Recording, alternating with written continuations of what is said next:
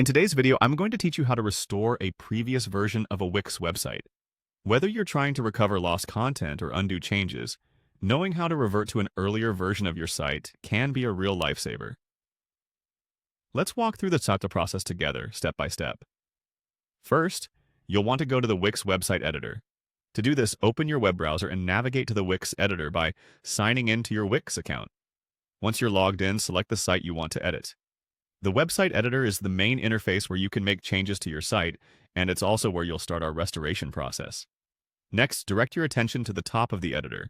You'll notice a menu bar with several options to choose from. Click on the Site tab in this menu. This tab contains a drop-down menu with various site management options, which is the route we need to take to access the site's historical versions. When the drop-down menu appears, look for the option labeled Site History. Clicking here will redirect you to a new page where Wix keeps a log of all the versions saved over time. This handy feature ensures that each time you or someone else makes significant changes to the site, a backup version is saved automatically. After you click on Site History, you're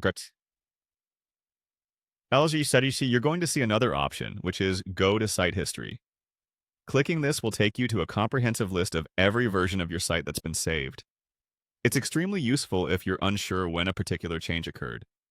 You can scan through different versions, each labeled with a date and time for easy reference.